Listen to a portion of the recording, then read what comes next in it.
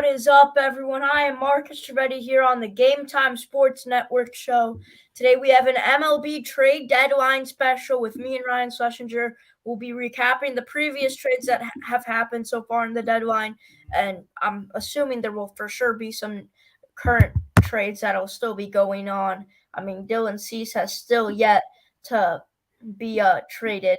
He's probably the biggest name around. Same with Eduardo Rodriguez, who was said to for sure be traded. Eduardo Rodriguez, Cease, not for sure. But we have two big storylines that have come out just recently at the top of the hour. Eduardo Rodriguez, speaking of him, has used his no-trade clause to block any deal happening with him and the Los Angeles Dodgers. So it is for sure that Eduardo Rodriguez will not be a Dodger. And then the second thing is Jake Burger, the designated hitter for the Chicago White Sox, is headed to the Miami Marlins. So probably not the expected guy that a lot of people thought would be a Marlin. I think a lot of people thought possibly Giolito, Cease, or Tim Anderson would be a Marlin, or even Yasmani Grandal.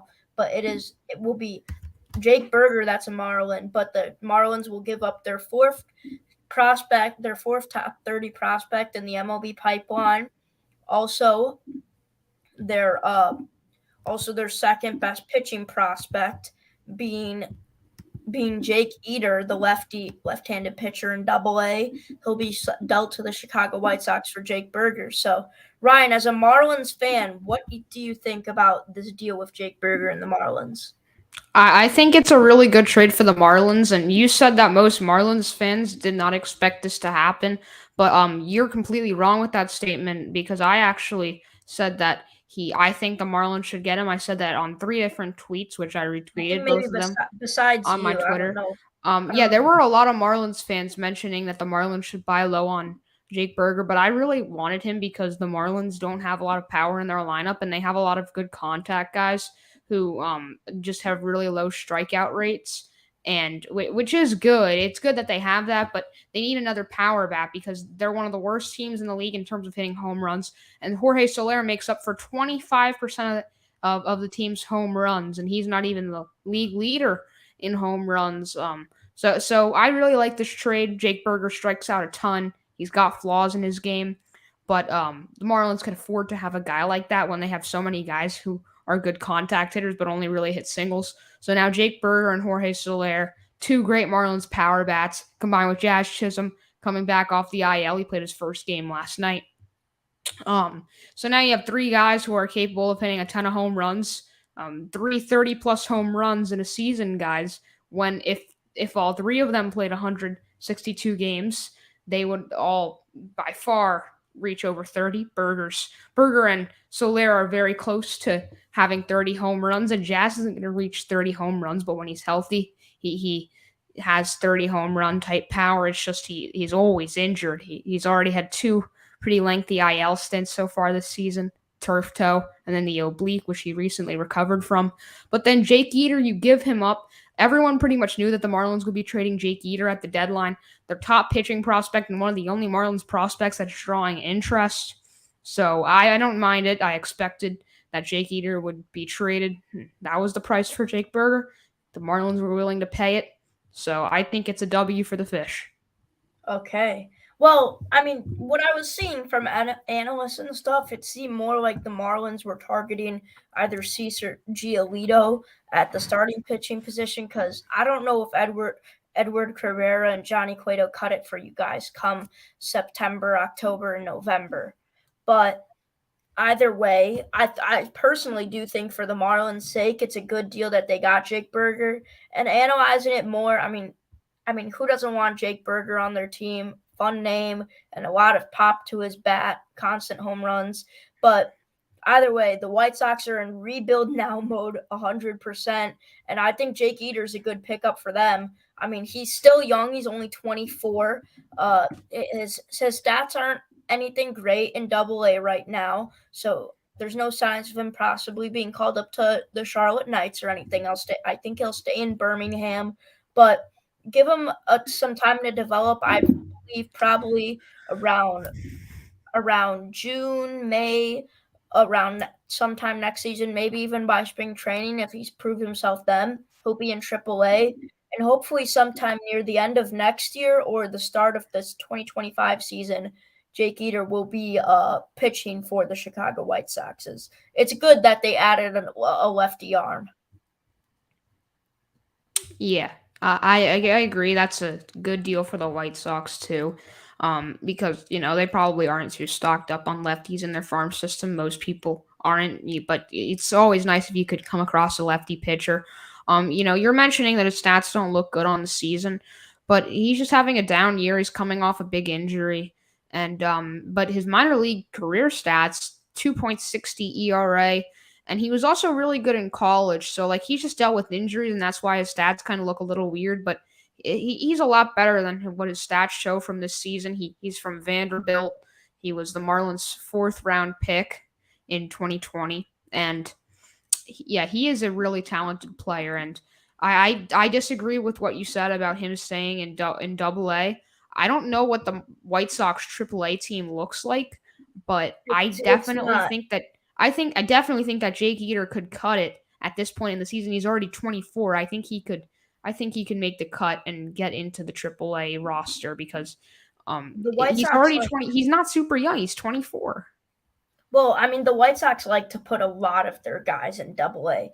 They currently have Colson Montgomery, Edgar Cuero, Nick Nastrini, Brian Ramos, and Kai Busch all in Double-A, and Jose Rodriguez, who is likely to be called up sometime by next year. But the thing is, though, you're right. The White Sox have been stacking up on left-handed pitchers. They have Noah Schultz and Noah Schultz and Kai Busch in the farm system. We're both lefties. I mean, all of these White Sox guys right now, they could all be called up sometime soon. Besides the top three prospects being Colson Montgomery, Edgar Cuero, Noah Schultz, and Nick Nastrini, and Brian Ramos as well. Their ETA is past 2023. A lot of these guys could be called up soon, but I think the White Sox don't want to rush anyone. They want to take their time. But I think next year is going to be a grudging and pain season for the major league team. But I do think they're going to try and put Eder in Double-A because they tend to stack up a lot on Double-A. Well, yeah. Also, Jake Burger is pretty controllable. I don't think he'll be a rental for the Marlins, or I don't think they'll trade him this offseason. I'm considering that, again, he doesn't have a ton of upside, so he can't really change. There's no signs of his power dropping off at any time soon, but he is having a career year. But you're not going to get much in the batting average department from him, a 214 batting average. So he's pretty much a power hitter, though. Yeah, he is a power hitter, but power hitters can still hit for average. That's not really what Jake Burger does. He has a ton of flaws in his game. Not a good fielder. Pretty much all he does is either not get on base or hit a home run, which, again, the Marlins can afford to have a guy like that, but it's just there's not a lot of upside with guys like that. But Jake Burger, he's arbitration eligible in 2026. He's a free agent in 2029, and he's 27 years old.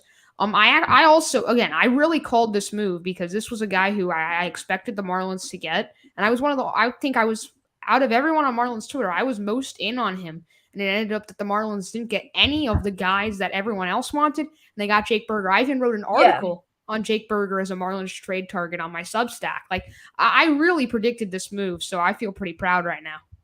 Yeah, well, that's what I was going to say, because you were one of the ones that predicted that move, but I didn't really see anyone too much on Marvin's Twitter really saying, oh, I really, really want Jake Burger, especially to the level that you said. But I think also Jake Burger, for now, I wouldn't say for the future, but for now, at least for probably the rest of the regular season, postseason could shake up. I think he fixes the problem at shortstop, because I think now this will allow the Marlins to put Jake Burger at third base and move Gene Segura to shortstop, which he played with the Philadelphia Phillies, and he's been good at that position his whole career. Well, yeah, you're going to have to play Jake Burger in the field as much as he is a bad defender. Jorge Soler is a worse defender. Jorge Soler is one of the worst right fielders / left fielders in the league. Just based off defensive, obviously, just based off defensive runs saved and stuff like that. If you just watch him play, he's not very fast. Like, he's more of just a strong guy. He's a DH and he's injury prone too. But yeah, like Jake Berger, he's only in the 16th percentile and outs above average, so he's one of the worst in the league at the hot corner. But you're gonna have to play him there. I don't know what you do with Gene Segura because you also have Joey Wendell and John Birdie playing short. And then you can't move Segura over to second, which is where he played a lot with Philly last year. It was mainly their second baseman, and but you can't move him there because that's where Arise is playing, unless you try to move Arise over to first. That's where he played last year with the Twins. And Garrett Cooper gets DFA'd later in the season. You just don't know what's going to happen. But yeah, we'll see what they do moving around the infield now with Jake Berger. Maybe they'll try Soler in the outfield for a bit, DH Jake Berger. But again, it's really getting crowded with the Marlins fielding situation. But I don't know, maybe Joey Wendell get traded. Maybe last minute move Joey Wendell, Cooper gets traded. Those guys, I don't think they have a big future with the Marlins, and they're kind of just taking up roster spots at this point. Yeah. Well, now, aside from the Jake Berger trade, the other bigger news of the top of the hour, Eduardo Rodriguez, he blocks his no-trade clause to the Los Angeles Dodgers, which I think a lot of people were expecting Rodriguez to go to the Dodgers, but he says, no, I do not want to be part of the Los Angeles Dodgers team. So, Ryan, since he's not a Dodger, he will for sure not be a Dodger, and there's been the Tigers have stated that they will trade Lorenzen and Rodriguez, where the Tigers have already traded Lorenzen. We'll get to that later in the show. But Ryan, where do you think Eduardo Rodriguez realistically would go now that he won't be a Dodger? Well, I do think the Marlins will actually look at him, but I think Kim might be done. There's not a ton of time left. Like, that was very inconvenient of Eduardo Rodriguez and kind of just making the Tigers front office stress out a little more to try and find a partner. To reject that trade that late, and because it's 5:14 as we speak, so there's only 46 minutes left. I don't know if Eduardo Rodriguez just hates LA, because that doesn't really make sense why he wouldn't want to go to the Los Angeles Dodgers. The Dodgers, one of the best teams in baseball, seems like a lot of their players are happy there in LA. Great culture with Freddie Freeman, Mookie Betts. So that really doesn't make any sense to me why he just straight up rejected that trade. But Rodriguez is only 30 years old, so I could see him going to the Marlins. I could also maybe see him going to the Rays if they're looking for another arm, but I think they're pretty loaded up on pitching with now a good, solid top three in Aaron Savale, Zach Eflin, and Tyler Glasnow, and Shane McClanahan. So they have a great four starting pitchers. So I don't think he goes to the Rays. But maybe the Orioles do look at Eduardo Rodriguez. I don't know if that's one of the teams that Eduardo Rodriguez can block, because it said that there are 10 teams that he could block. But I think the Orioles, who are still looking for some more starting pitching, they were rumored to get Cease. We'll see if that happens. But if they can't get Cease, I think they should definitely make a push for Eduardo Rodriguez if he's willing to go to Baltimore. Because there's 10 teams. So almost half the teams that he could get an offer to go play for, he could just reject, which that's a little weird to me. Yeah, but I think he would also want to probably reject. Well, I don't know if they'd make an offer, but he'd probably want to reject being a Padre or any non-contending team as well. Yeah, I mean the Padres. Well, you can't really say the Padres are a non-contending team. I'm saying the Padres, and then every other non-contending team. Yeah. Okay. Yeah, but because the Padres are buying. Yeah, but here's the thing: every other I don't think a non-contending team will try to get Eduardo Rodriguez. He's having a really good season. I just really don't understand. There must be a really personal reason why Eduardo Rodriguez does not want to go to LA. Maybe he knows someone that lives in LA that he hates, and I don't know. And it really makes no sense to me. And the Dodgers are an elite team. A really tough time with the trade talk too. Yeah, maybe. I mean, wait a second. The Red Sox played the Dodgers in the World Series, didn't they? Yeah. Well, he's a former Red Sox, so I don't know if that has anything to do with it. Like, the people in LA kind of treated him like garbage when he was there during the World Series. That could have something to do with it. It could. In 2018, he was a Red Sox in 2018. Okay, well, I'm gonna get quickly to what I have to say. Personally, I don't think Eduardo Rodriguez will go to any AL team other than the Baltimore Orioles because I think pretty much Yeah. every contending AL team has made their statements of who they want with their starting pitching rotation, other than the Orioles, where I think their main target is Cease right now. But if they can't get a deal done with the Chicago White Sox, Eduardo Rodriguez could be a Oriole. But personally, I mean, you could call me biased. I personally think Eduardo Rodriguez, a great fit for him would be with the Atlanta Braves. I mean, the Braves don't have, as soon as Max Fried comes back, they don't have a fifth guy to put in that rotation.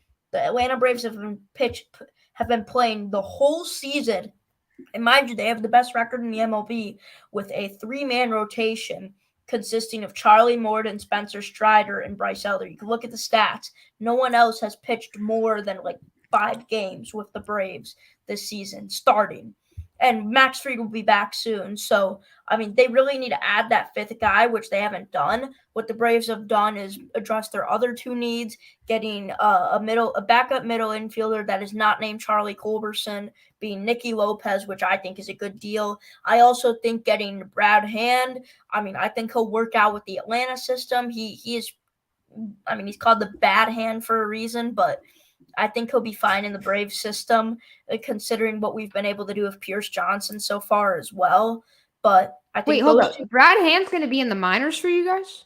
Oh no, I mean the Atlanta Braves organization and the pitching development, not the Okay, system. because you said system, that really Yeah, confused me. that Also, confuses. you said guys, because I don't follow the Braves like insanely closely unless they're playing the Marlins, and you said that there's only like three guys, Freed, Strider, and Morton that have pitched over 5 games. And Elder.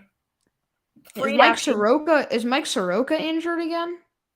No, they just DFA. They optioned him though. Oh, To Gwinnett. he is awful. He's. I I mean, know. it would have been more comical, not They need comical, to but like they need unfortunate to find if a way to trade Soroka in the off season, yeah. or It would have possibly been in a Eduardo it would Rodriguez. have been more unfortunate if Soroka got like injured again, but also more comical because he just like can't stay healthy. It's kind of unfortunate, but like It's a also at the same sad. time, like that's a kind of embarrassing too. Like if you just can't stay healthy at all. Well, he can. He definitely can't stay healthy, but he hasn't had multiple injuries. He just had. I think he's had 2 injuries in his career, but maybe 3. But he has had one major setback injury Yeah. when But he. that's the same thing with Sixto Sanchez too. He had a shoulder injury in 20 during 2021 spring training, and then that didn't look like too big of a deal. It looked like he would return in that after like the first 2 or 3 months of the season. Then he just kept having setbacks. But like the embarrassing slash like comical thing about it is like when you're out for so long. That might have not been the case with Soroka, but what I meant by like embarrassing slash comical, it's with Sixto is because when you're out for so long, Sixto's what we're hearing is that he's not working hard enough. His work ethic is not good enough to get back to pitching in the majors and even pitching in the minors. That's why he's just been throwing like 20 pitch bullpen slash tossing from 100 feet.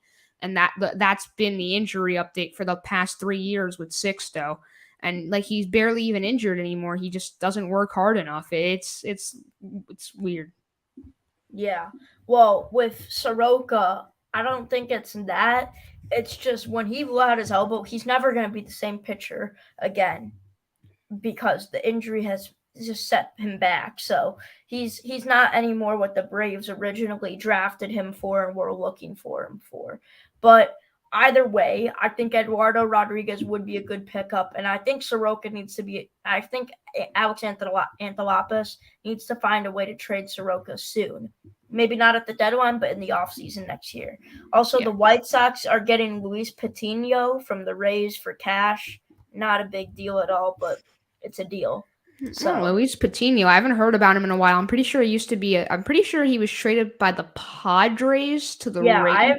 I haven't heard of He him was in the in Blake a while Snell either. trade. Is He he even in the was, yeah, I'm pretty majors? Is sure. he even in the majors right now? Because I have I don't I've know. not heard about him in a while. Let me search him up because yeah, he must not be pitching at such a great level if you guys are trading for him and you guys are selling and you but he's still kind of like a pro. Yeah, he's in the minors right now. He's 20. He's only 23. He's very young and he made his major league debut in 2020. So, yeah, he debuted at 20. That's why I didn't even realize he was still that young. So, you guys basically got a prospect for cash.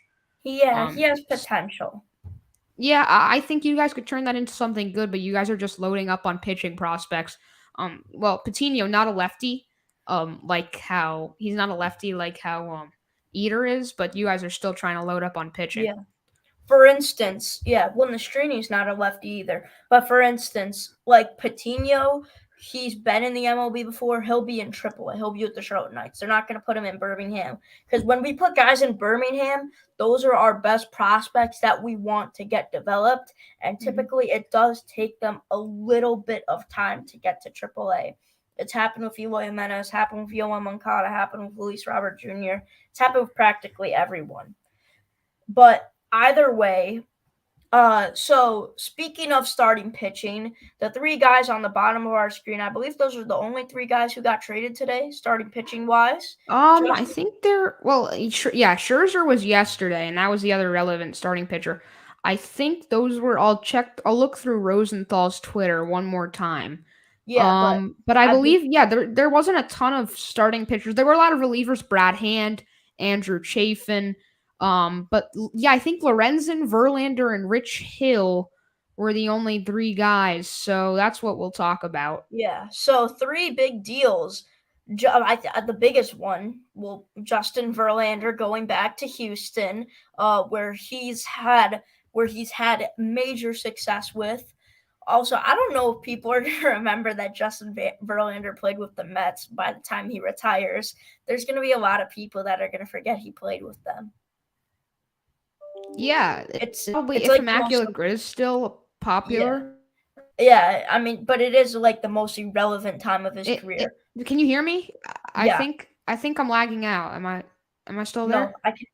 Okay, I was saying if a grid is still popular by then, I think Verlander being like Mets Tigers or Mets Astros might even get you a low rarity score because everyone forgets. It could, yeah, for sure could. But I I mean he's had a lot of success in Houston. Two Cy Youngs, two-time World Series champion, three-time All-Star. I mean, it's a great move that the Astros are making, and now this team is looking pretty much the same as it was when they won the World Series. Rich Hill, an interesting deal. Mr. I've been on every team, Dick Mountain.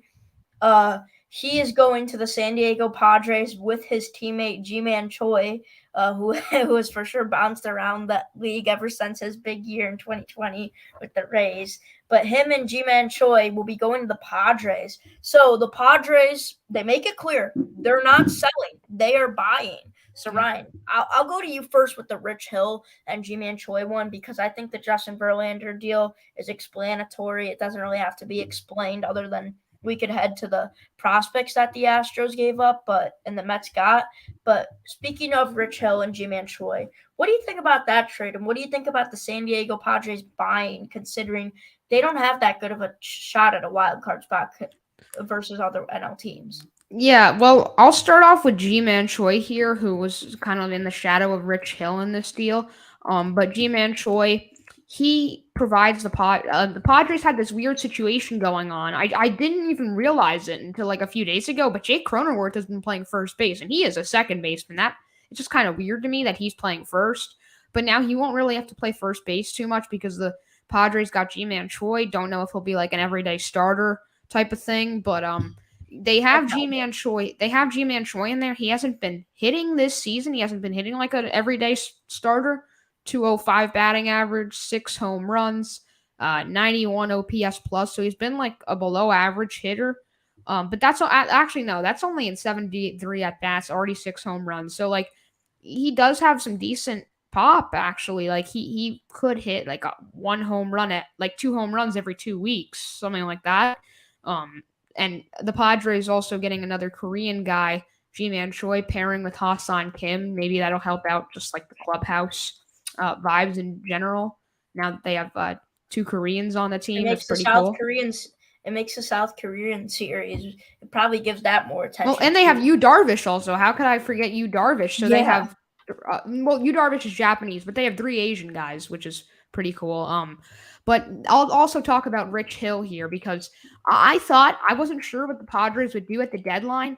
But they're still trying to fight, even though they're very similar to the Mets record-wise, and they're doing the exact opposite thing as the Mets, although they haven't really made a signature move, but they're not going to sell away any of their players. I think they should be done this deadline. They got a starting pitcher. They got some depth over at first base. But Rich Hill, he has a 4.76 ERA this season. I was looking at his baseball reference earlier today, and I was very surprised to find out that Rich Hill's actually never been an all-star as long as he's had such a long and consistent really? major league career. Yes, he's had an 19-year career, but never been in the all-star game. Never won any accolades. It's wild to me. He never even placed or got any Rookie of the Year, Cy Young votes. Like, he's never won any type of accolade in his career. He's never placed top 20 in the Cy Young? No, not Rookie of the Year, nothing you could think of. He's never won a World Series. Like, that's really odd. Rich Hill has just been bouncing around a ton of different teams, always as like that solid rental inning eating guy. But yeah, the Padres, I like this move for the San Diego Padres to add on to Blake Snell and Yu Darvish. So a really good deal overall. There's not a ton to unpack here other than the Padres not selling, kind of just making a little move as buyers and then probably not doing anything else. Oops, sorry. And the Pirates also, speaking of which, they get a lot of prospects out of the deal. But no one really that stands out. But either way, I think G-Man Choi, he's probably going to have to play some first base, considering I think Jake Cronenworth will be playing second base now if Ha-Seong Kim injured. But yeah, so I believe the Pirates got that one pitching guy. I could check real quick. I'm sure it'll show. Jackson Wolf, who is a left-handed pitcher. He's on the Double-A team. He was just drafted recently. He started his minor league career. He's barely played though. He's only pitched. He started one game. He has a 5.40 ERA though. But yeah, he looks like a promising prospect. Yeah. And then as for the last deal of the starting pitchers today, Michael Lorenzen, an all-star for the Detroit Tigers this year, got dealt to the Philadelphia Phillies for what was that guy's prospect name again? It was a second baseman. He was Asian. Yeah, it was an Asian second baseman, top 5 in the organization, but I just forget his name. Hyu Lee. Yeah. Hyu Lee. So Hyu Lee got traded for Michael Lorenzen. Hyu Lee, though, he looks like a good prospect. Looks promising. I believe he's going to be for sure in the top 7 for the Tigers top 30 prospects. But Lorenzen it's a good deal for the Phillies overall, I think, because personally, the Phillies, they need to make some moves, which I think they did perfectly, because they need to add another guy to that starting pitching rotation if they truly, truly want to advance further than the wild card round. If they want to advance further than divisional round, because right now I think they look like nothing except a wild card team right now. And I think that's the same with the Marlins, same with the Giants, same with the Diamondbacks. Well, that's not like an insult calling the Phillies and the Marlins a wild card team, because I know, obviously they're nowhere near the level of the Atlanta Braves or the Los Angeles Dodgers. So like that doesn't make me feel like my team is bad. I would love if the Marlins were. I know, I'm not saying like that, but I'm sure Phillies fans would love that the Phillies get a wild card spot, but that does really help that they got Michael Lorenzen, who was an all-star this year for the first time in his career. Also considering that Taijuan Walker has been a massive disappointment this season for the Phillies. He had a good outing last night against the Marlins, only giving up 2 earned runs. So his ERA is now below 4, but it was well above 4 or a little above 4 entering last night. 3.78 when I watched him. Yeah, 3.99 now. So he's still been struggling, not living up to expectations or the high expectations from the Phillies fans. But yeah, that was their signature move of the offseason. It didn't work out. And I think Lorenzen really helps them now because if they have a struggling starting pitcher, it doesn't hurt them that much. And now that they have depth too, and they have, of course, one more arm, they could afford to maybe have a guy skip a start. Yeah. Well, like I was saying, though, obviously a wild card spot is good. I'm not trying to downgrade that or say it's like worth nothing. But what I'm saying is, realistically, every team's ultimate goal is to win the World Series. And for the Philadelphia Phillies, I think it's capable for them to get past. I know they are capable to get past the NLDS for sure. I mean, they did it last year. Who says they couldn't do it again? But right now, the team doesn't look like it, mainly because of the starting pitching. But I think Lorenzen adds a major boost for the Phillies. We got breaking news here. Nothing big, but according to Mark Feinsand, the Rangers are acquiring catcher Austin Hedges. I think he'll just be a backup. But Austin Hedges is a pretty good defender. Been on a few different teams. He was a Pirate this season. We'll see what the Pirates give in return. Probably not much, but yeah, a smaller trade. There's not too much going down, but I have a feeling in like the final 10 minutes of the trade deadline, we're gonna get some stuff. Me too. But it I does hope so. seem, yeah, same here. Sorry, Jonah Heim, he's on the 10-day injured list. Yep. Yeah, he's on the 10-day injured list. So, they have this guy Sam Huff up right now in the majors. He'll probably go down, and then Mitch Garver will be the starter, or maybe I don't know. I guess probably Hedges and Garver will split playing time until Jonah Heim comes back, and then we'll see what happens. They'll probably have to DFA Garver. We don't know. But the Rangers have some good catching depth now. Not really sure what the huge motivation was behind that move because they already have two catchers in the majors.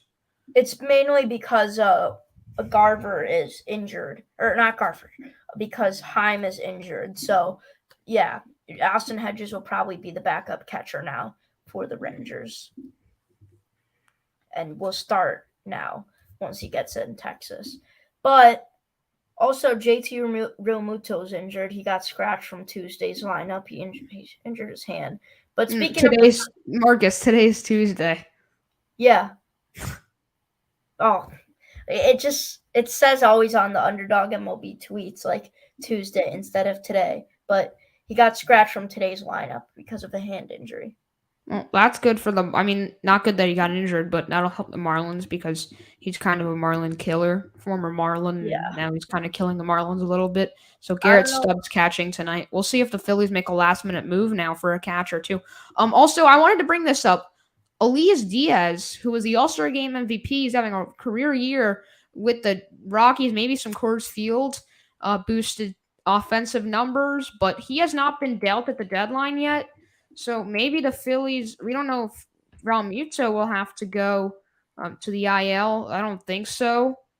It seems very unlikely. But what if the Phillies still try to make a move for Elias Diaz? I don't know. I don't think they will. But Elias Diaz, I think he just fluked in Colorado. Maybe, again, Coors Field induced numbers. But he could be decent to split time with JT Realmuto. And, well, especially if Realmuto goes to the IL, then they can get Elias Diaz as a rental to make up for him. But we'll see what happens with Elias Diaz. Yeah. I think forgot the name for a second. I was going to say someone that the Phillies could potentially target as a backup catcher, but I forgot. Either way, so Jack Flaherty's still on. Jack Flaherty, we talked a lot about Eduardo Rodriguez. Jack Flaherty's still on the market as well. So that's interesting as well, too. Yeah, Flaherty, we'll see if he gets dealt, but he's having a really rough season this year. According to Mark Feinsand, he does have a strong market. I doubt that he'll still stay untraded. And we'll see what happens. But I'm sure the Dodgers are probably looking dirty.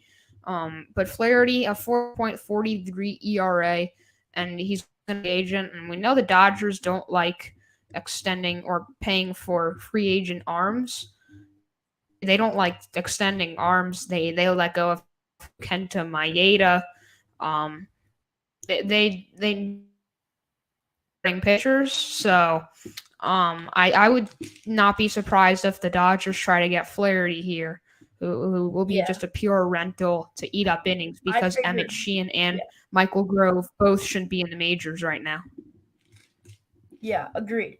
But I think that either Rodriguez or Flaherty will probably be dealt to Atlanta too. I'm still expecting that. But this isn't trade deadline news. But Trey Mancini and Josh Hamilton both DFA'd today. Mancini DFA'd by the Cubs, Hamilton DFA'd by the Phillies. So, Wait, so Josh who knows? Hamilton, what? Yeah, the second Josh baseman Josh Hamilton? Wait, or Josh Harrison. Jeez, okay. I was Josh, gonna say Josh the Hamilton hasn't MVP. played since 2015. Yeah, the MVP, Josh Hamilton. I don't know why I was thinking. I Oh, think it's because Josh I was Harrison, Kalen's favorite player. yeah I was looking at the Rangers depth chart, so that's probably why I was thinking of Josh Hamilton. But yeah, so that's that, and then either way, so probably I think outside of Verlander, the biggest trade of the deadline for sure. You could argue both of them. Max Scherzer is heading to the Texas Rangers for Ronald Acuna Jr.'s brother, Luis Angel Acuna, who will be going to New York. So, Ryan, what are your thoughts on the Scherzer trade? And I want to ask you, who do you think struck harder with the Mets starting pitcher, the Houston Astros or the Texas Rangers? Well, I'm gonna have to say the Texas Rangers did. I think actually I might change my mind. I think it might be the Houston Astros, but it's very close. They're pretty, they're very similar to each other at this point in their career, both having similar seasons. They've both shown that they're declining. Max Scherzer is 39, and Justin Verlander is 40. Verlander's had the better season. He's recently had some better starts. Now he has a 3.15 ERA, which kind of puts him over the top over Scherzer. And now I also think he puts him over the top over Scherzer because he is a former Astro, so he knows a lot of the people over there. Doesn't have to really get adjusted too much. And one person on Twitter, I found this kind of funny. Someone said that Verlander basically just went to Queens to study abroad because he's been with the Astros since 2017, and then he signed with the Mets, and now he's back with Houston, and we don't know when he'll retire. No plans on him retiring yet after this season. We'll see if he unexpectedly announces a retirement. I think one more season after this year should be it for Verlander. But we'll see if he ends his career as a Houston Astro or maybe goes to Detroit, which is back where it all started in 2005. Yeah, agreed here. But that's interesting. What happened? It's just a graph where it says most errors by position, and Matt Olson and Acuna are both on the list. Oh, well, I guess Acuna's not a Gold Glove defender like everyone has said. Has he really been that bad that he made the most errors? Because I thought he was a good There's I thought he was I thought he was a good fielder. He just got moved to right field because Michael Harris is elite. he is a good fielder, but the Yeah, thing is, the dimensions at Truist Park are weird, especially in right field. Where I mean, there's a lot of different weird hits that happen in right field, but I'm not a diehard Braves fan. I'm nowhere close to watching every game, but it seems like he's actually not a good fielder. According to Baseball Savant, for the past 2 years, he's been bottom 10 in the league in terms of outs above average. He's been yeah, top five in terms of arm strength. yeah, I'll So say yeah. he's Like I he was seems it seems like he's just a bad fielder who has a good with a good arm. arm strength. Yeah, it's kind of what he is. I'll give you this. He's an overrated fielder. Yeah, By the way, I I don't don't know if think I needed to look at much stuff to figure out that Acuna is an overrated fielder, but the outs above average kind of says it all. But I was surprised. I'm not surprised that he's an overrated fielder because I just generally assumed that he was a good fielder. He's a great athlete, 5 tool player, but maybe he's not a 5 tool player if he's not a great fielder. yeah, he's a decent fielder. But either way, I don't know if I mentioned this. Brendan Donovan will be out for the rest of the season, heading to the IL. But I'm going to weigh in my opinion on the Verlander and Scherzer trades. Personally, it might be just because I like this Texas Rangers team more. And I really want to go with the Rangers, but they also got Jordan Montgomery. So actually, I'm going to go with the Astros because the Astros were banking on getting Verlander. They needed him desperately. Plus that brings great charisma back to the team. And realistically, there's not. If you still think about it, I don't know who's going to beat the Astros in a 7-game series in the AL. They've just been so dominant ever since Altuve really stepped into that organization, regardless of when they cheated and when they didn't. But I think Verlander going back to that team is a great deal for Houston. But Scherzer to Texas was a great deal. Plus, Evaldi's injured currently, so Scherzer's probably going to be that number one guy in the rotation. And then Jordan Montgomery will be up there too. So got some comments here. Well, I'd actually say that the Astros. I agree with you. I think the Astros move is bigger because also you look at their rotation right now. Lance McCullers Jr., Luis Garcia, and Jose Urquidy are all on the 60-day injured list. They're really lacking depth, and now they're 5 in their rotation. It's going to be Framber Valdez, Christian Javier, Hunter Brown, J.P. France, and now they add Justin Verlander to that 5. And Verlander reuniting with his former teammates Christian Javier, and Framber Valdez. It's going to be exciting to see how Houston is going to compete with the Rangers. But what I want to see is Verlander face Scherzer in a pitching matchup. That would be the game of the year. It would. It truly would. You know what? I could one up you on that. You said what? You didn't specify what game. I want to see that pitching matchup. Game 7, ALCS. The AL crown is on the line. Scherzer versus Verlander. I want to see that. That would be insane. Yeah, it would. I hope that happens, but it probably won't. It probably won't happen in the regular season, so we'll have to wait for the playoffs unless the schedules line up perfectly. But the Marlins are playing the Texas Rangers soon, and they'll also play the Houston Astros. I know they're going to miss Scherzer. Let's hope they miss Verlander too. Yeah, 100%. But speaking of which, we'll go to probably one our later sections in the show now, since we're in the later part of the show. Ryan, I'm going to ask you, who do you think the most underrated signing of the whole entire deadline is? You mean trade? Yeah, or most underrated trade. The most underrated trade probably would have to be a trade from a few days ago. The Los Angeles Dodgers getting Ahmed Rosario. And not because they got Ahmed Rosario, he's just a depth piece, only going to play when left-handed pitchers are starting, and he's not a great fielder, but still huge for them to get him for only Noah Syndergaard. They basically got him for free, considering that Syndergaard has not been helping the team at all. He's only been he's only been contributing in a negative way. So for them to just get a nice depth piece and a guy who can hit lefties really well, I do like that trade for the Los Angeles Dodgers. And then also pretty much any other Dodgers move. I think the Dodgers had a great deadline. Would have been even better if Eduardo Rodriguez didn't hate the city of Los Angeles. But they also got Joe Kelly and Kike Hernandez, 2 former Dodgers coming back.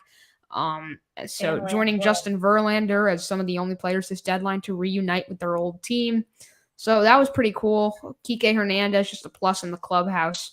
A good guy, as my friend Nick Bayer told me. And then Joe Kelly also seems like a good guy. He was getting interviewed on MLB Now, and also a good reliever too. And he spent a few seasons with Dodgers. Now he's back with them.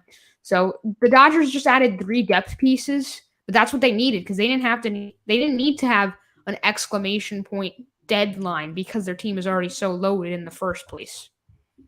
Okay, Ryan, I told you my most underrated trade of the deadline. And you know what? Honestly, I felt like changing it for this show, but I'm gonna stick with it. It's a big hot. You could turn it into a hot take if you want to. Shintaro Fujinami to the Baltimore Orioles is my most underrated trade of the deadline. I mean, I get Shintaro Fujinami was by whatsoever means not good for the Oakland Athletics through the months of May. Marcus, by the way, check private chat. Okay. Check, you can keep going. Just check StreamYard chat. All right, I will. Through the months of, I get Fujinami was not good through. I get Fujinami was not a good trade. I get Fujinami was not good for the Oakland Athletics in in May, June, but I mean, we saw him on Sunday Night Baseball when I was broadcasting. Man, does that guy have a heater? I mean, he was able to strike out guys like Giancarlo Stanton and Anthony Rizzo with ease. I think actually, in all seriousness, with Felix Bautista already with that closer position, I love the Shintaro Fujinami trade to make him as that setup guy throwing 100-mile-per-hour heaters in the middle of the zone, which is, I mean, I think that is just great for the Baltimore Orioles, regardless of his bad stats with the Athletics. I mean, you could for a reliever pitcher, your stats are going to go up and down constantly, but his strikeout percentage has gone up. It looked really good in April, so we know what Shintaro Fujinami has and what he's capable of. And I think with the contending team versus the bottom team in the MLB, those stats will be able to go back up. Yeah, I just don't know. Shintaro Fujinami, he was just god awful with the A's. They tried to use him as an opener. That didn't really work either. So I don't know what to expect from Fujinami, but I just want to go out there and immediately say that he's the most underrated pickup of the deadline.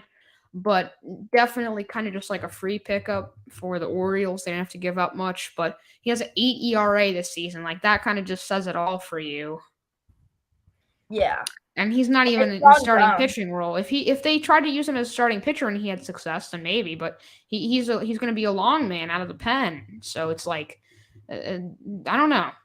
I really don't know. What I saw, he wasn't pitching out of the long man. He was pitching in that setup position next to Bautista. But he has a he was a setup man. Hold up. Not with Oakland, but with the Orioles in the games I've seen, he's been a setup man. No, did he get hurt? Who? Yennier Cano. Yennier Cano? Yeah, they're lights out setup man. No, he's been pitching. Well, I think Fujinami's that like second setup man. Cano is the main setup man, but I wouldn't call Fujinami the long reliever or anything, considering he throws 100-mile-per-hour heaters. I believe Cano's healthy. But the games I've seen, Shintaro Fujinami's had some setup innings too. Cano's had setup innings as well, though. He's their main setup guy, but Fujinami's been set. Okay, that's a little weird that they just immediately put him in the setup role, but okay. It might. I mean, I've seen him in two different games.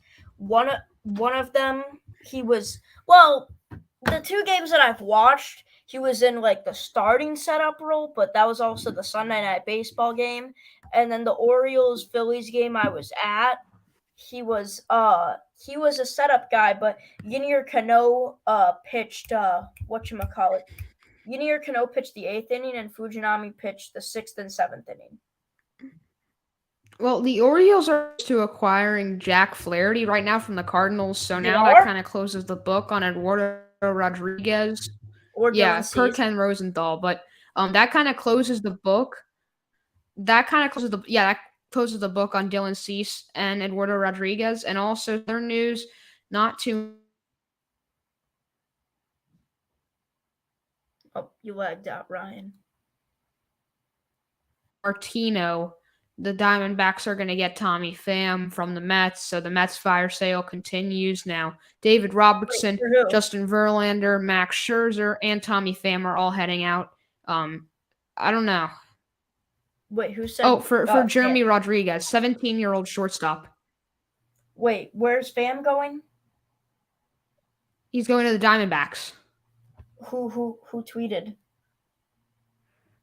Jeff Passan, Joel Sherman, John Morosi, Fox Sports MLB, Oh. Bob Nightingale, Oh, yeah, I everyone. see it. I see it. All right. All right.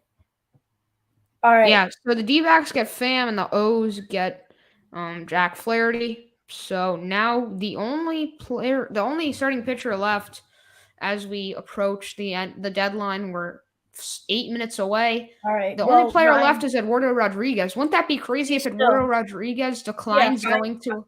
Fine said as well though that Cease could still possibly be traded in the next 10 minutes to the Dodgers or Royals. But Ryan, I'm gonna head out. I gotta go to football. You take it away for the end of the deadline, as I think the deals are really gonna start heating up now. But I'll see you soon. Thank you everyone from my part for tuning into Game Time Sports Network for this MLB trade deadline special. Make sure you tune in. We'll have some broadcasts in the next 2 weeks, and we'll have a podcast hopefully next Friday. If not, during the weekend. But we'll see you all soon. Ryan, you take it away. All right, yeah. So Tommy Pham, he's a very interesting player, former Tampa Bay Ray, former Padre, and now he's going to the Diamondbacks. He's also a former Cincinnati Red, and I like this trade for the Arizona Diamondbacks. Just they were able to get a pretty good depth piece. He does have high upside if you get a hot streak. As I mentioned, he hits the very, very hard. He ranks at the top of the league in max exit velocity on Baseball Savant. He's in the 89th percentile, and then his average exit velocity is 94 miles per hour. So he's consistently hitting the ball hard, 79th percentile in hard hit rate, and he's having a really good year. He's hitting a little over career. He has an 820 OPS this season. Career average OPS across 10 seasons is 790, and a 268 batting average, and his career batting average is and then he has some stolen bases too this year, 11 stolen bases, and that is across 264 plate appearances. He has 36 RBIs, 10 home runs, 62 hits, scored 29 runs, and he's also slugging 472 this season. So he's having a really good season. He plays left field. And the only thing with Tommy Pham is the chase rate. No, the chase rate's really good. The only blue, Tommy Pham's Savant, geez, it is beautiful. The only blue on Tommy Pham's Baseball Savant is the outfielder jump, which doesn't matter too much. It's pretty much fielding. His outs above average isn't on here, but if we go to 2022, yeah, he's not a great fielder, but he's having a career year at the plate, 35 years old, so an experienced hitter going to Arizona, as we'll look for some more news while we also wait for the Flaherty deal to become official, as we'll end this stream right around 6. Okay. So the Orioles officially they're currently finalizing the Jack Flaherty deal. So Jack Flaherty, you are a Baltimore Oriole. He's only 27 years old. His time with the St. Louis Cardinals is over. He's on an expiring deal. Not much else going on right now as we still wait for Eduardo Rodriguez to maybe get traded over to, we don't know where he'll go now because the Orioles were a possible suitor. So are the Dodgers. Orioles got their guy. And then the Dodgers, well, Eduardo Rodriguez does not want to go to the Dodgers. So there's 5 minutes remaining. I'll try to find... I'll just keep refreshing my Twitter while we wait. And we'll be right back. I'll put on a 30-second countdown.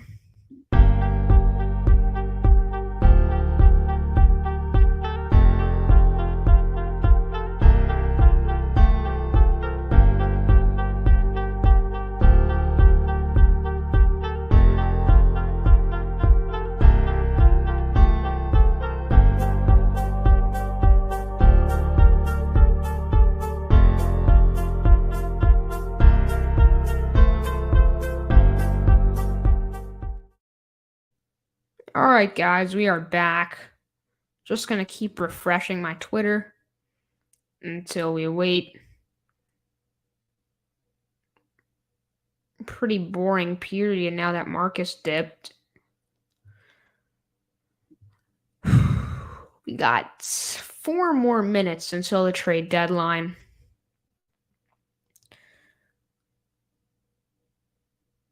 We have some random news here. Okay, not random, just the corresponding move. I thought it was solo, but Cuban infielder Cesar Prieto has been traded to the Cardinals for Jack Flaherty. And okay, here we go.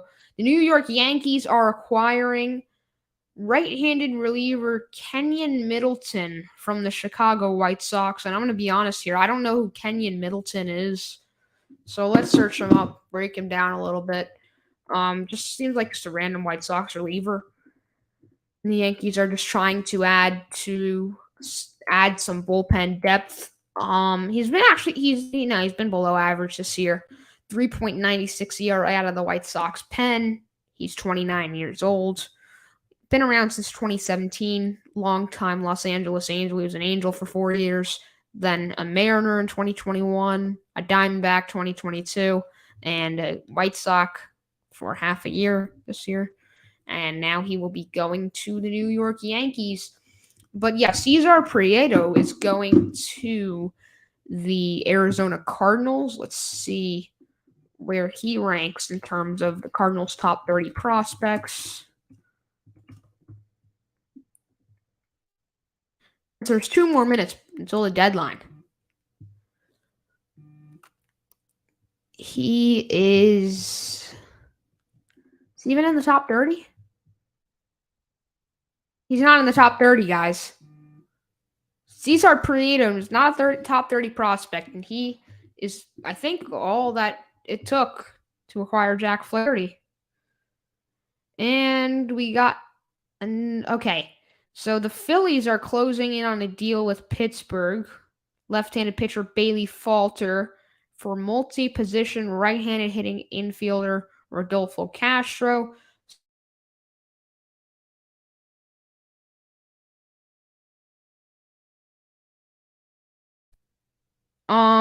But doesn't seem like we have much else going on here, as there's a minute until the deadline. Again, we could get some deals that get finalized that we don't know about yet a few minutes after.